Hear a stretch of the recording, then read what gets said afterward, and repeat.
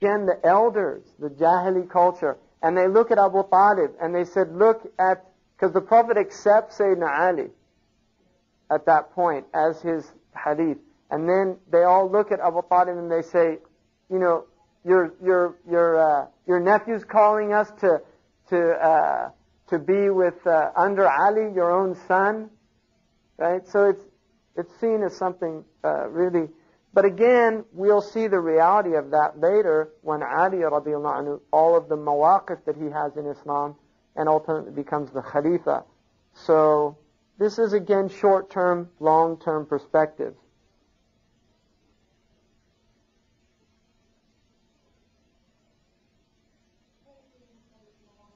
What's that? Mawaqif is like positions that he takes, you know, his. And then another person here is al-Fadl, the wife of Abbas. She recognizes, because she knew who the Prophet ﷺ was. And then her also sisters, Maymuna and Salma and Asma, all become Muslim. Right? And then Ja'far is in the household also, who becomes Muslim. And then it's interesting also that the Prophet mentions about Ayman, who's Barakah, whoever marries her would marry a woman of paradise. And Zayd, even though Barakah is much older than her, actually takes that seriously as it should be, and proposes to her and gets married. And they have a son, Usama, who's going to be at that point brought up as the grandson of the Prophet, but again will be very significant in that he becomes a leader of the Muslims and leads the army to Syria, and he's a shaheed also. Now, what happens here is the Quraysh begin to take action because things are changing now. People are becoming Muslim. The Quraysh are actually meeting. You can imagine what's happening. It's a small community, and they're seeing this transformation. They're getting worried, so they begin to meet, discuss what's happening. They're upset with the whole situation. What they're mostly afraid of is they're going to lose business. Because if they've got people that are calling to the worship of one God, it means the other gods get eliminated, and people won't come to the Kaaba to bring their gods and to bring their money. And so they're worried about this. Now, at that point, they go to Abu Talib, this group, the Nadwa, Dar al-Nidwa. They go to Abu Talib, who's the uncle of the Prophet. He's obviously got influence on the Prophet in their system or their understanding. He goes to the Abu Talib and tells them, don't you see what your nephew's doing? He's condemning our gods. He's making us look like fools. He's telling us we're stupid. Make him stop. So Abu Talib calls the Prophet ﷺ and he tells him, you know, just desist what you're doing. And he tells him the famous statement, وَضَعُوا الشَّمْسِ بِيَمِينِي وَالْقَمَرْ بِيَسَارِي عَلَى أَنْ أَتْرُكْ هَذَا الْأَمْرِ وَاللَّهِ لَا أَتْرُكْهُ حَتَّى أَنْ أَهْرِكَ.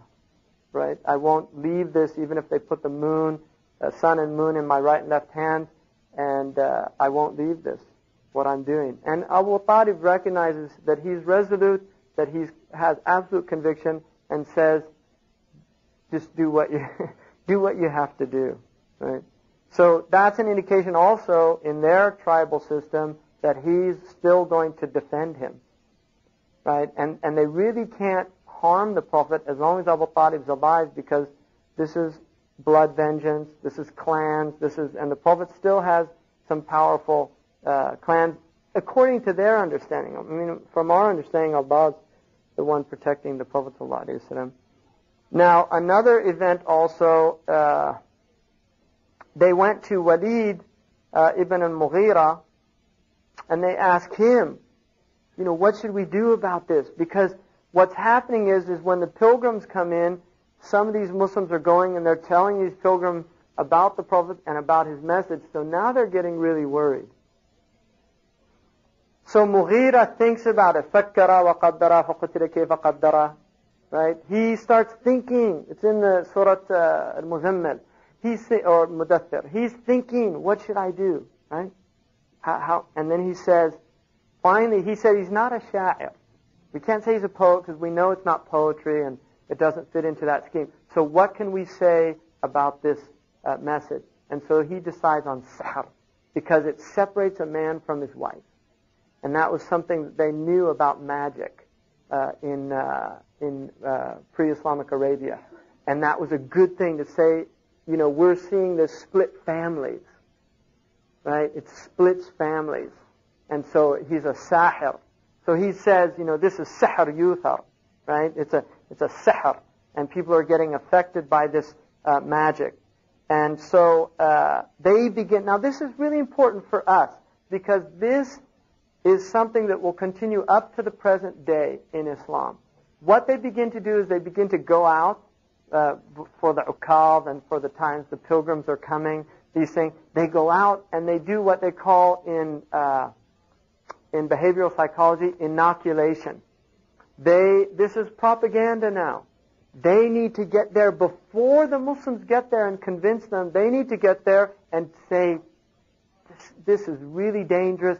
These are dangerous people.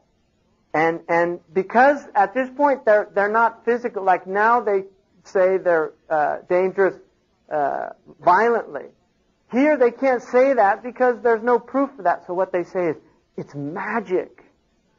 This is magic and you're going to be completely bewitched and you won't know. And so literally these people are worried. They're coming in because magic is a big part of their culture. They're worried about magic. So they're coming into Mecca terrified, meeting one of the Muslims. If they meet him, they just go the other way. They don't want to hear about it. So this propaganda technique is working like this, right? Now, one of the early companions, he comes in and they tell him all this, and he actually puts cotton in his ears when he goes into Mecca because he's so frightened about hearing this. And then he looks at the Prophet ﷺ and he sees how beautiful his face is, and he said, I'm intelligent and I should be able to distinguish between right and wrong. And so he pulls him out and he becomes Muslim. According to the Quraysh, he becomes bewitched. And this is what's happening, right? What's that? I can't remember his name. But, and then another very interesting person is Abu Dharr, radiallahu anhu. Now Abu Dharr was a brigand, in that culture. He was a highwayman. He was from the Ghifari tribe. They're very tough. They used to hit the caravans of the Quraysh. He has a brother named Unais who he sends to Mecca to find out if this is true because he believed in one God. He's a Unitarian before Islam. And he wants to find out if this is true. So he sends his brother. His brother goes, listens to what they have to say, goes back, tells Abu Dharr. They are calling to one God. They say, La ilaha illallah. They call to makarim al-akhlaq, good character. And he tells them the basic things and he said, this is a prophet. And he goes. And he comes into Mecca, and there's a few different narrations that are some dissimilarities, but basically he comes and he watches. He stays at the Kaaba and he watches. And he said in one riwayah that all he drank was Zamzam, and he got heavy during that period. Like he was just drinking Zamzam, and he noticed he was gaining weight. But Sayyidina Ali's watching him. He meets Sayyidina Ali, and Sayyidina Ali now is a young man. He's coming into his adulthood, and he takes him to the Prophet ﷺ. And the Prophet ﷺ recites some Quran, tells him. Abu Dharr says, "Ashhadu an la ilaha illallah, ashhadu Muhammad Rasulullah." And then Abu Dharr does something which is very typical of his character. He's a very brave man, but also he's not diplomatic at all. And this will cause him trouble throughout his life. The Prophet tells him to go back to Ghifar and call them to Islam. He says, La wallahi. Now you can imagine this. He's a new Muslim. He doesn't know yet absolute obedience to the Messenger of Allah. He says, La wallahi, I'm going and telling the Quraysh the truth of this. So he swears an oath he's going to go to Kaaba and announce this. So he goes to the Kaaba. Abu Bakr is obviously terrified. And he gets up, and he was a small man. He was tough, but he was small. And he shouts out top of his lungs, La ilaha illallah Muhammad Rasulullah, your idols are all false. And so here's all the tough guys pull him down and start beating him until he's unconscious. And Abu Bakr comes and says, this is a Ghifari, and you know about your caravans. And they all backed off. Right? And this is the type Jahiliyyah, you see. They really, all these tribal, you have to understand the importance of the structure to these people. Ghifari, they don't want vengeance. If they kill him, they're going to have their caravans raided constantly by his people, so they leave him. He comes back the next day and does the same thing, and then finally goes back to his people. So he was very, it was Tufail that puts the cotton there in his,